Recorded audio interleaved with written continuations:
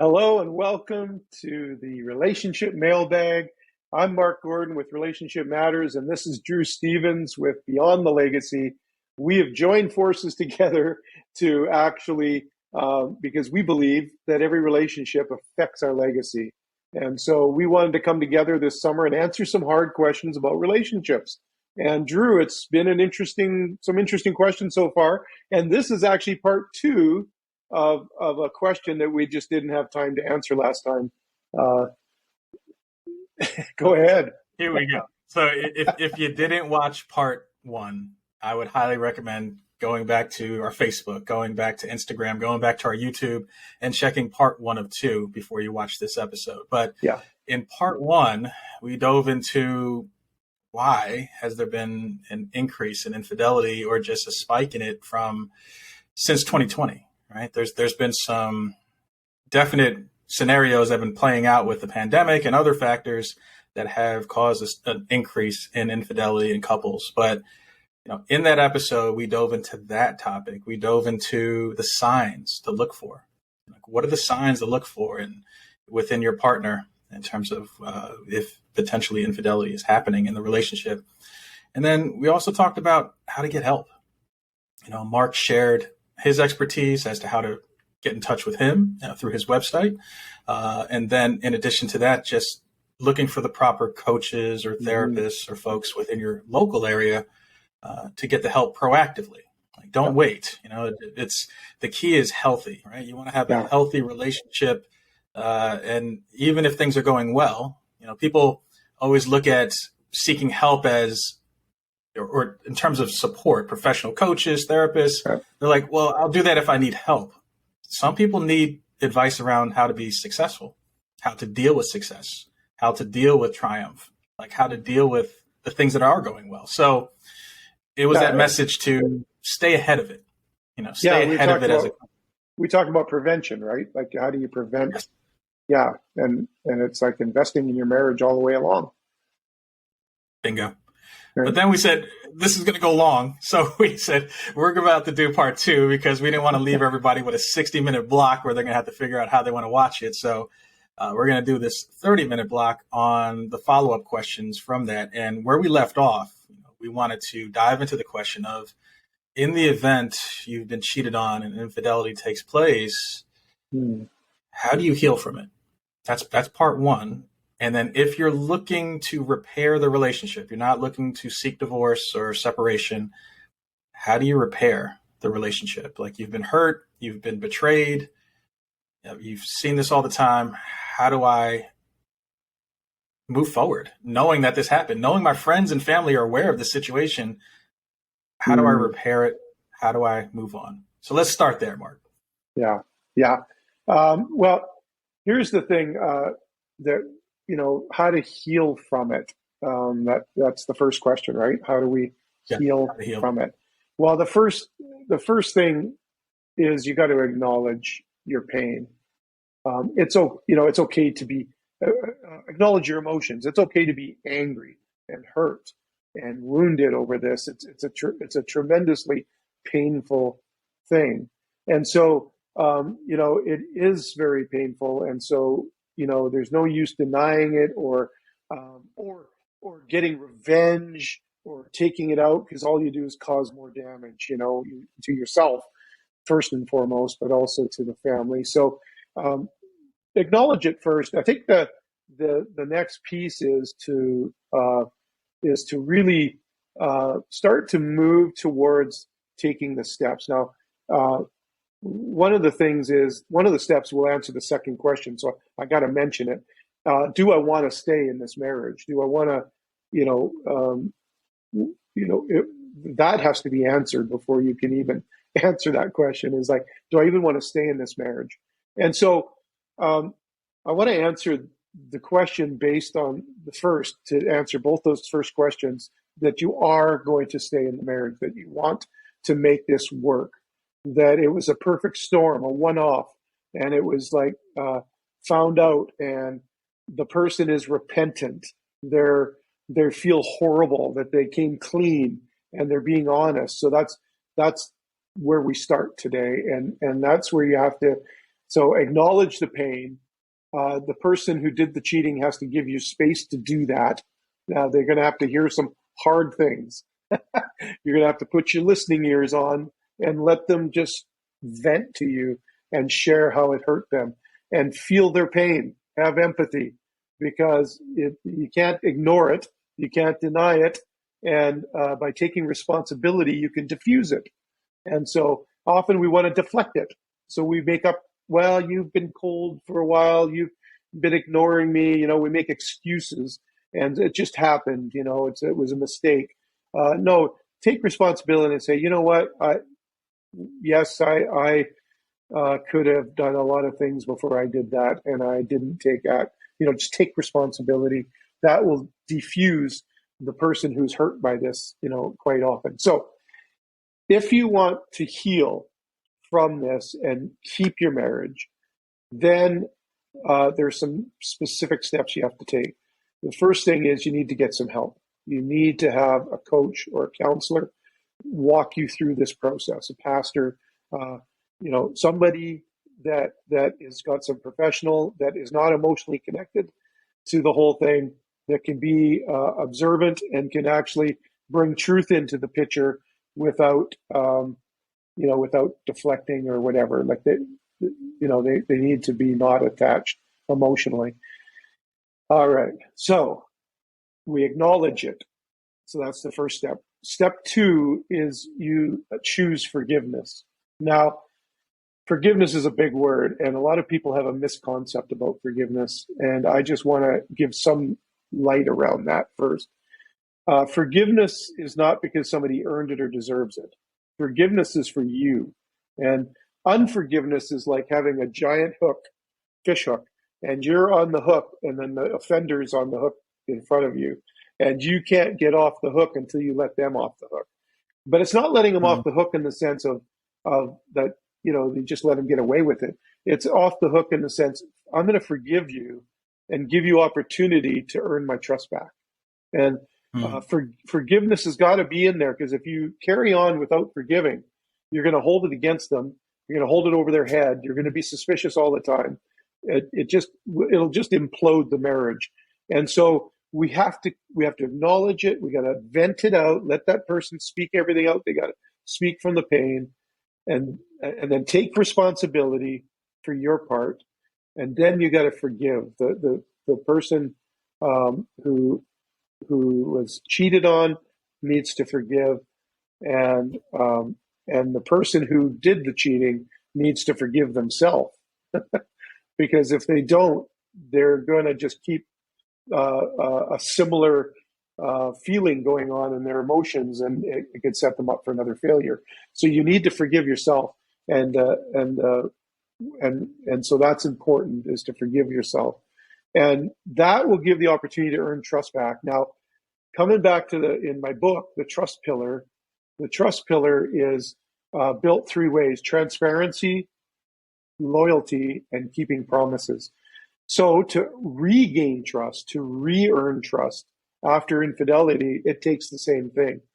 You're going to have to be super transparent and open with where you're at. It's not going to be comfortable at times. You're going to have to be super transparent. That person, you have broken their trust. So they're going to be suspicious. They're going to wonder where you are if you're not home in time from work.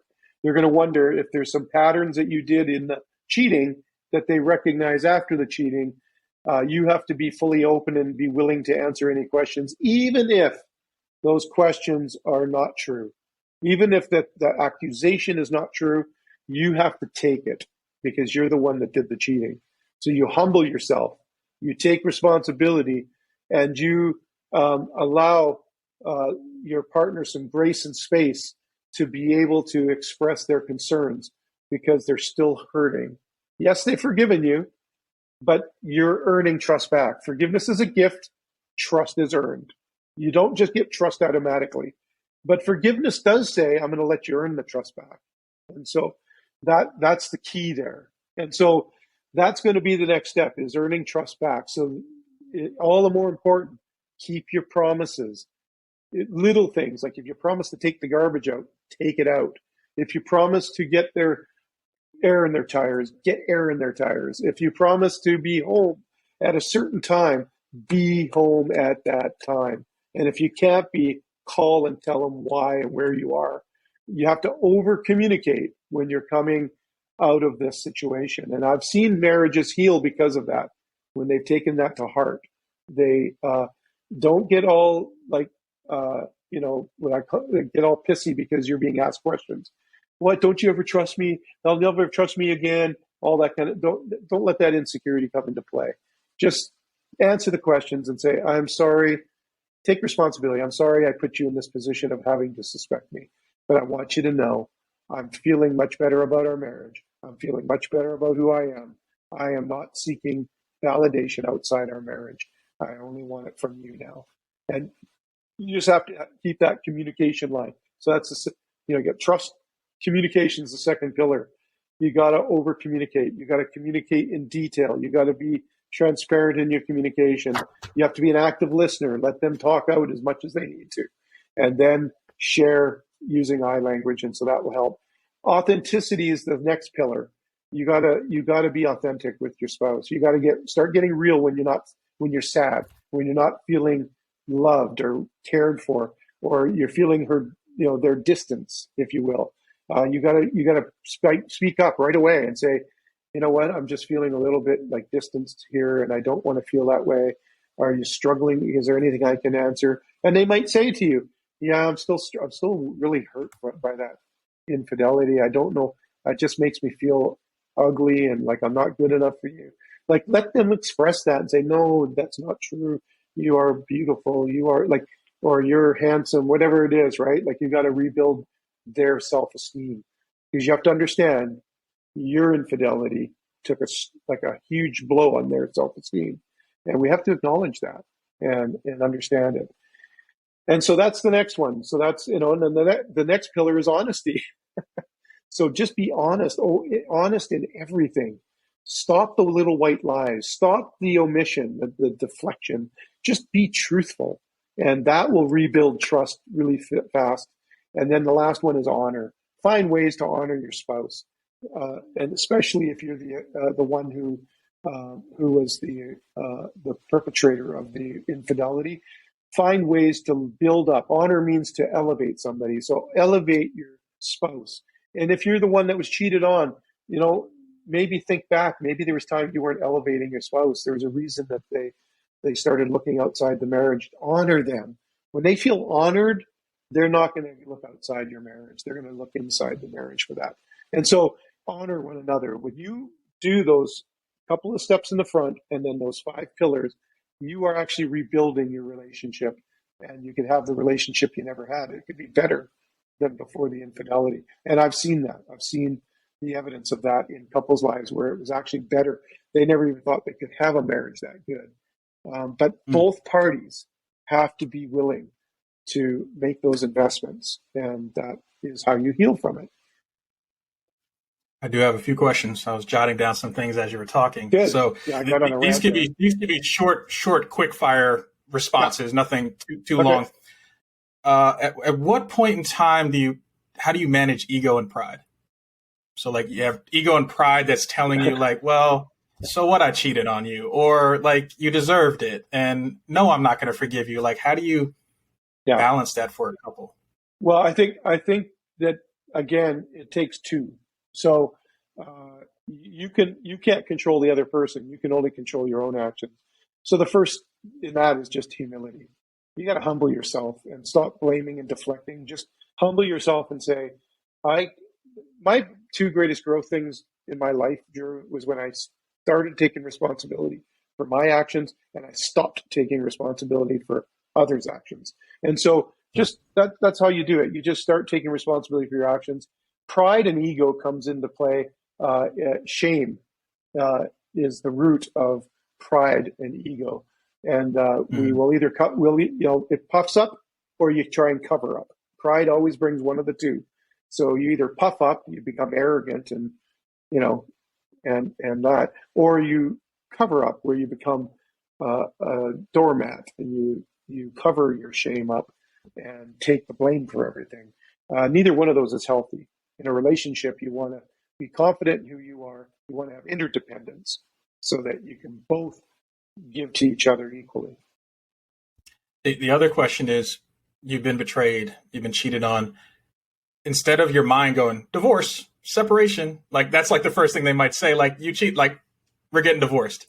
Yeah. At what period of time would you say is a healthy period for you to be sad, be angry, let those emotions out? Like, how do you get that clear state of mind to make a clear decision versus just saying divorce, separation, we're out of this, it's over? Yeah, well, they teach that you should never make a serious, long-lasting life decision when you're upset. So that's number one. Don't make the divorce decision when you're upset. Now, I do need to put a caveat in this whole thing. If there's violence, if you've been sexually assaulted by your husband, or there's or whatever, that's different. That you get out, you get safe, you run. That's not what we're talking about here. We're just talking about garden variety infidelity, right? So the first thing you have to do is you have to. I don't think you can put a timeline on it, Drew. Everybody's different, but you talk to somebody, get some help, go to somebody, a professional, and talk and get all that stuff vented out, and then come back and talk to your partner. Again, you got to find out, do they want to stay? Some people cheat and they leave. And if they don't want to stay, you can't force them to stay, right? But the same process I talked about still is whether they stay or they don't stay. You still need to go through that process for your own healing, right? So, yeah. So I think there's no timeline, but make sure that you vetted all of those emotions out, acknowledge them, process them with somebody, and then you can make the decision of a sound mind of whether or not you want to carry forward.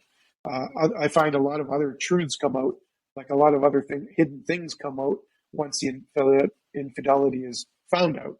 So it also matters how long the infidelity was. Was that affair 1 year, 2 years, or was it a one-off? And so that makes a difference. Was there multiple affairs? Those are all questions you have to consider in that thing. If there's been multiple and there's been no change of behavior, then I think you have your answer. Don't keep trying. That's the definition of insanity, to do the same thing, expect a different result.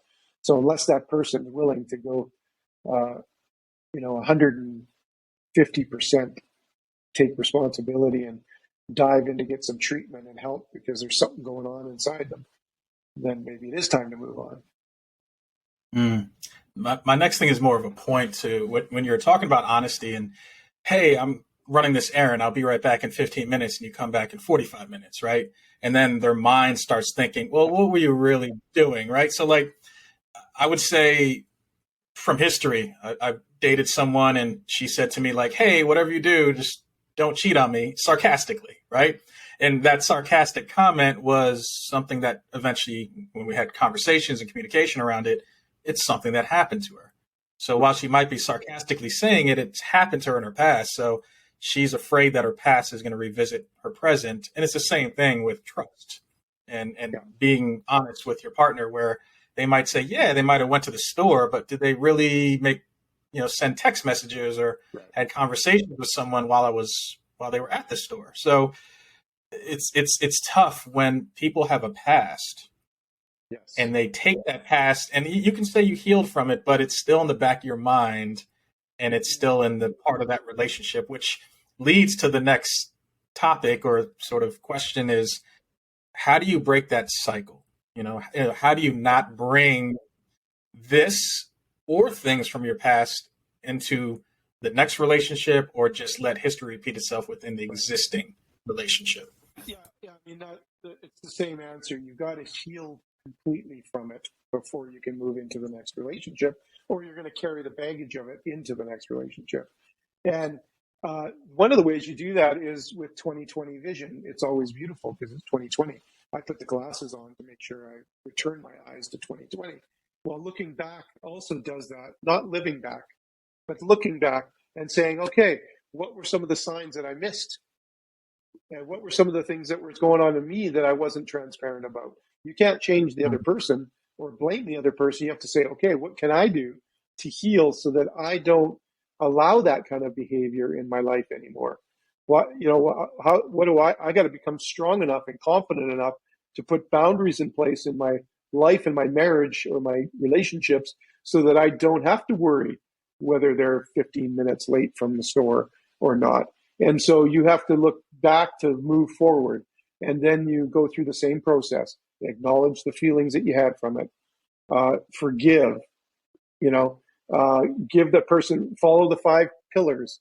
And if that new relationship they're showing trustworthiness, they're communicating well, they're authentic, they're honest, they're honoring, now move ahead with that relationship. People move into relationships too quickly because they have a self-esteem problem themselves. They're looking for validation outside themselves. And when you do that, you'll tend to carry those wounds forward into next relationships. It's okay. I've had people tell me, I just can't be alone. It's too hard to be alone. Well, no, you've just never taken long enough to actually heal through being alone. Once you can heal through being alone, you're going to be in a better position to identify green flags and red flags in relationships. You're going to be able to live that out and protect your heart without walls when you've actually healed through the loneliness. And so if you just keep jumping from relation to relationship, it hurts. Yeah, that's a totally separate episode and things we're going to talk about, which is just like past damage. Like I have a lot of private, questions and scenarios around that with regards to, I just feel defeated. I've been betrayed and I can never trust, men or women again. And it's that scenario of how do you build that, confidence again for someone to believe that they deserve someone amazing opposite of them. That's a whole other episode, but we'll do it. With this being said, like it's going to happen. It's definitely going to happen. Like we got the whole summer, so it's just going to keep getting more interesting. So what is like your takeaways with regards to couples watching this, someone that could be a single person watching this, that's just in a fresh relationship, not married yet, in terms of just in a fresh relationship, someone that's in a relationship and someone that's been in a relationship for 10 years, they go, we're good. 20 years, we're good. Like the years speak for itself, but that's not always true, right? No, don't assume anything. Assumption's the enemy of faith. If you want to have faith in somebody, don't assume things about them. So if you want to have faith in your marriage, don't assume that your marriage is okay. Don't assume it's bad either. Don't compare. Stop comparing to other people's marriages. Don't compare to other people's relationships because you don't know what goes on behind the doors, behind the scenes. And so to try and live up, I've had clients that talked about that. They had somebody in their life that had what they believed was the ideal marriage, and they tried to force their marriage to look like it. And it was not authentic. It wasn't real. And, in that case, it was a woman, and the husband felt like nagged all the time, never even felt like he was going to do good enough or he couldn't be that other guy. And so we can't compare ourselves to other people and compare our marriages to other marriages. We have to work on ours. We have to decide together what we want to be what our healthy marriage looks like. And Sandy's and my marriage looks like what it looks like. And I've heard other experts in relationships say something, and I'm like, Sandy and I don't do that, but we're okay with not doing that. Like, we don't need to do that. So it's like, it's not the same for everybody. You gotta be communicating with your spouse. And here's another piece: communicate with your spouse more than you communicate with your friends. I'm just going to say that again. I'm going to say it one more time. Communicate with your spouse more than you communicate with your friends about your spouse.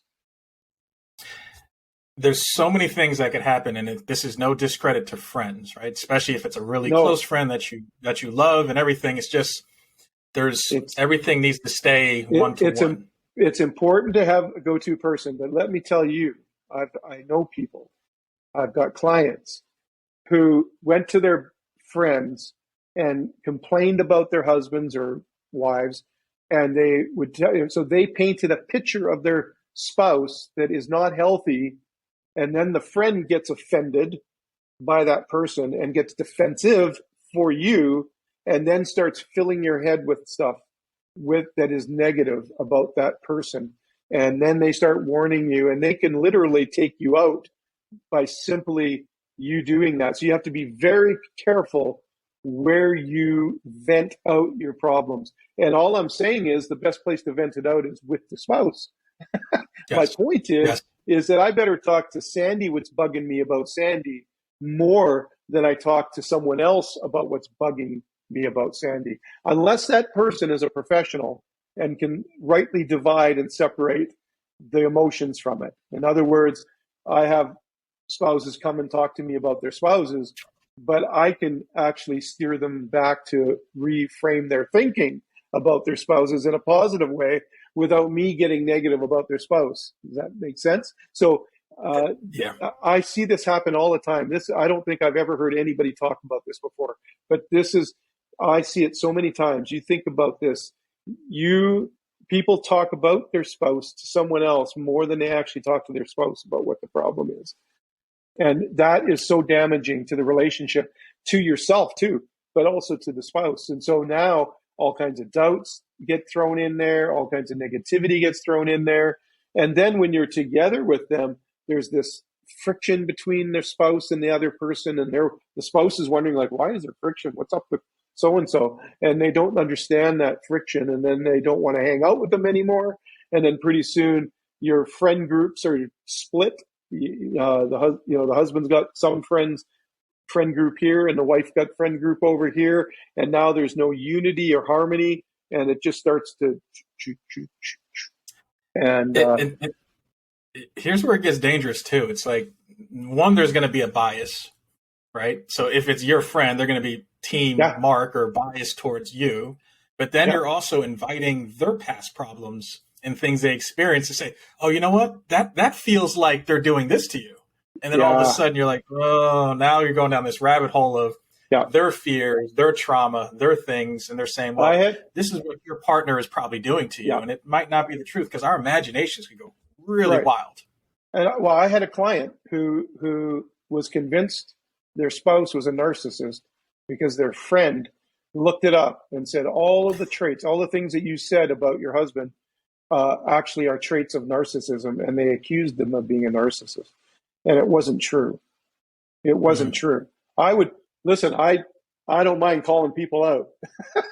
And if it was true, I would have already called it out. I didn't need her friend to tell me, right? Like, I would have already known. And so, but she was utterly convinced, and it was hard to shift her thinking, because as long as she had that thought, the marriage was going like this, because who would want to be around them, right? Now, I'm not saying there aren't narcissists out there and they haven't mistreated people. I'm not saying that at all, that we see it all the time.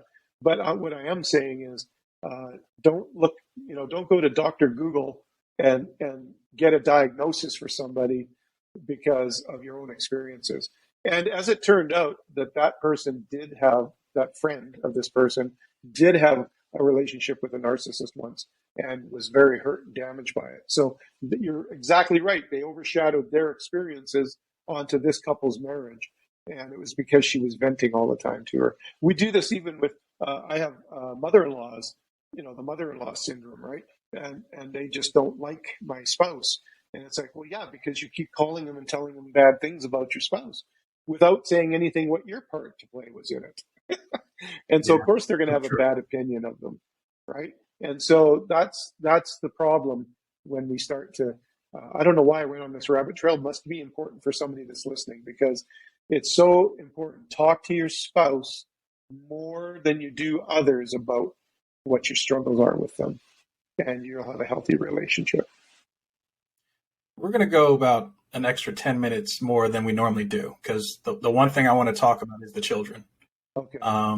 So I think that's really important, because we're forgetting the factor of how the children are affected by this. So whether they experience it, witness it, are part of the separation.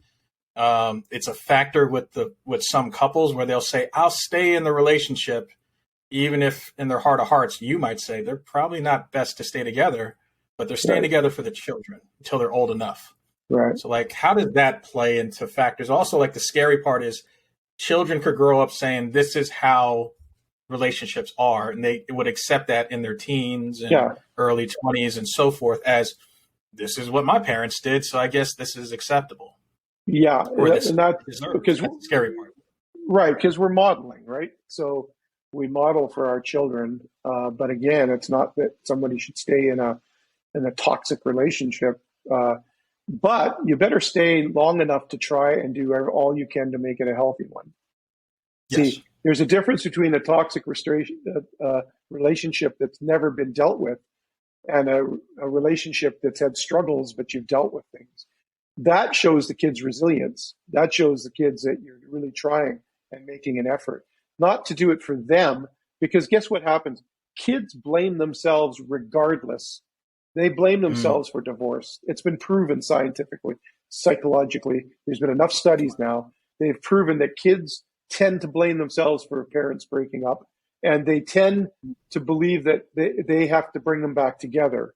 And so it devastates them when they don't, and they go on to marry other people, and they have to admit that. And so it does affect them even into their adulthood because of the modeling that takes place. I often tell, when I do co-parenting plans with people, don't ever trash the other person. Don't ever say that they're this or this, that, or whatever, and let your anger and your frustration, your wounds, your hurts, take that outside and get some help with them, because you do pass on to your kids, even when you don't know you are. They're not dumb. Kids can read the room, if you will, and they know the pain of that. I had one person, a friend of mine, whose wife left him, and I went to talk to her, and I was trying to help them stay together. And she mentioned to me and said, I'm a product of divorce. My parents divorced, and I'm okay, so I don't think it's that big of a deal. And I was thinking, like, if she could just hear herself. She's just left her husband and took the kids, and she is in pain, and he's in pain, and it has affected you. It has affected you because you think it's okay to do this, first and foremost, and secondly, you think it's all going to be okay because of it. And those, yes, if it has to happen, if you do divorce, and you please have a co-parenting plan. Please don't trash each other in front of the kids or about each other to the kids. That is more damaging, and they'll end up losing respect for you more than they will the other anyway. Stop trying to turn them against each other. Do your best. Actually, it's very interesting. I wrote an article one time. It's the same principles that would give you a healthy marriage that will keep you in a healthy co-parenting situation. It's crazy, but it's true. Like the same things I've been talking about. You have to show trust so your kids know they can trust each of you. You can't undermine the trust in him or her, or it'll undermine the trust that they have with you. And so we need to minimize the damage to the kids by open communication with them, by not eroding trust with them for the other spouse, for the ex-partner. We need to make sure that we teach them that it's okay to be authentic, to say, yeah, mommy is in pain, daddy's in pain, this has been painful, but I love you and I'm here for you, and we are going to work together and make this the best we can. Mommy and I are still going to love you, right? Like daddy and I are still going to love you, and we're going to do all we can to make this as easy for you as we can. But yes, it's going to be a struggle. Don't try and tell them it's not going to be a struggle, because it's going to be a struggle for them. Especially the age, right? So like if they're children at a younger age, it's not going to be easier for them to comprehend whatever you might say. And everything you said, I've heard from couples have shared that narrative of, we love you. We just have, we're just not living in the same house together. This is the case. And it just doesn't resonate. They're like, no, you need to stay in the same house, and we need to do the same Christmas traditions together, and we need to go trick-or-treating. Like they will fall back to that. And I think it's tough now as they become a teenager or they become older. They're going to have their own reservations of what's going on. And I have a friend that went through a scenario where she was arguing with her spouse, bad, verbal argument. The daughter comes home. They completely stop, not arguing. She's like washing the dishes. He's in the kitchen doing something. And the daughter took one look at the mother and like gave her like a little side eye and said like, I know what's going on. Like Yeah. she knew what was going on.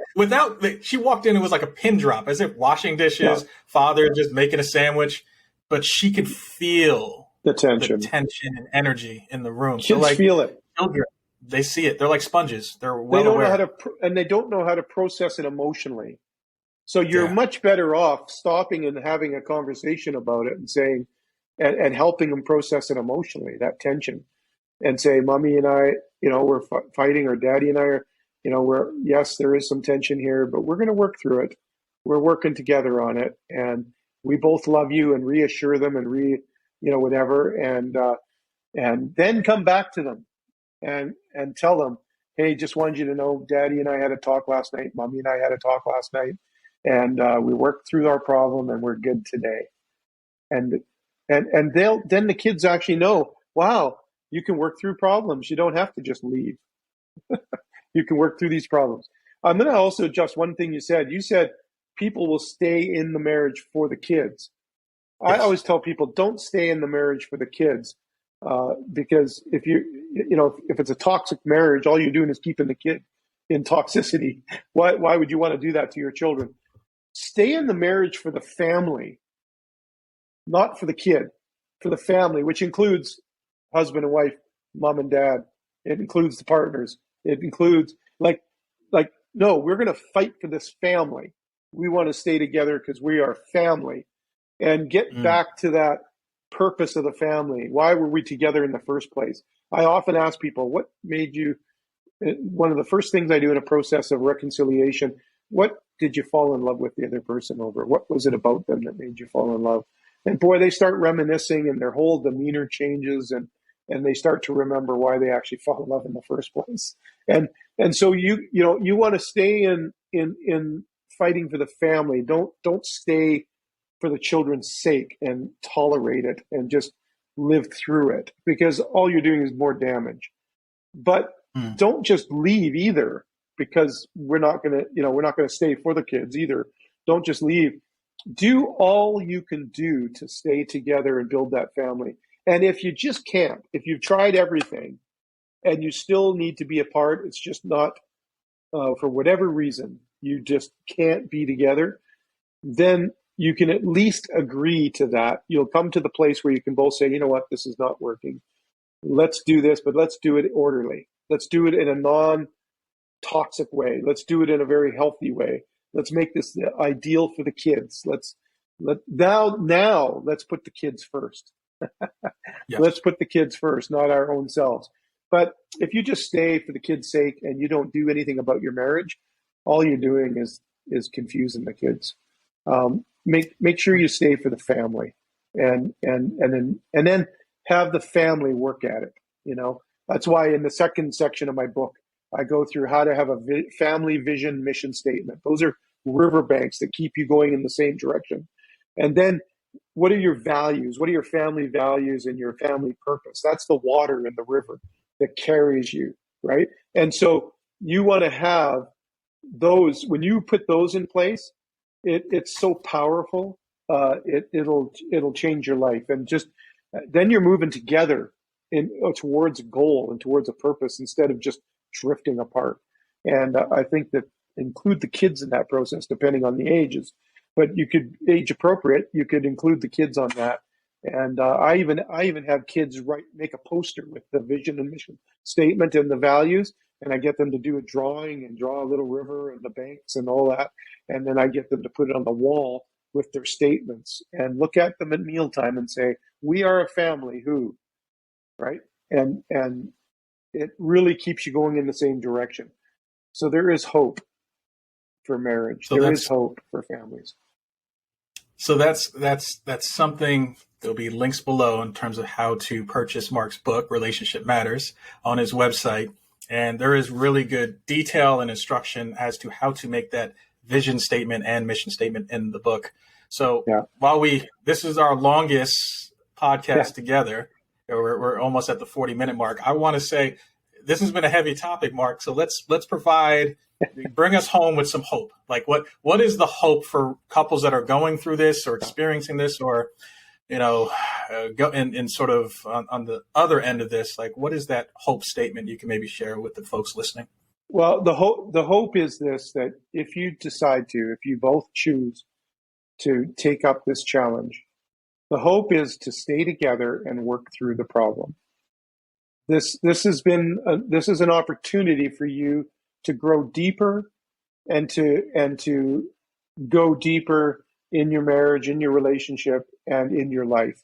You're going to discover things about yourself that you can, once you have awareness, you can choose to change, and you're going to be healthier too. You're going to be a healthier person because of this. And so the hope here is that it's not fatal. It doesn't have to be fatal. The infidelity does not have to actually kill your marriage. But take it as an opportunity to learn the cause and effect and why it happened, and then how do we work together to make sure it never happens again. And so that's the hope moving forward. If you're a newly married, or you're just getting married, take our advice on these 2 episodes and start investing in your marriage now. Start investing often. Read books together, take courses together. There's all kinds of marriage seminars out there. I've got online, the 5 Pillars of a Healthy Relationship online course they can take. I've got a YouTube channel, and I'm one of thousands out there that you could go and get the information and just watch those marriages flourish. You've got to invest in it. You got to stop living by accident and live on purpose. So that's my hope for you. If you choose to take up the challenge to live on purpose and to build that vision and mission statement together and the values that you want to live by, I can guarantee you, I've been married 39 years. We have 3 adult children married and 2 grandkids, and we all have great relationships with each other. I have one kid that's been married 13 years, another married 12 years, another one that's been married 2 years. Just they're puppies, and they all have healthy relationships. It's possible in this day and age. It is possible. It's more than possible. It's doable. So be encouraged today. You can do this. You can do this. And if it's too late, you heard this too late, and your marriage is done, there's hope for the future. There's still hope, because you can heal yourself and get some healing in your heart. Call on God if you need to. Call on some help to help you heal and prepare yourself for the healthy relationship that will carry you the rest of your life. You've still got lots of life left. And so just know that there's life after divorce. There is life after tragedy. You can move forward. And so just be encouraged by that.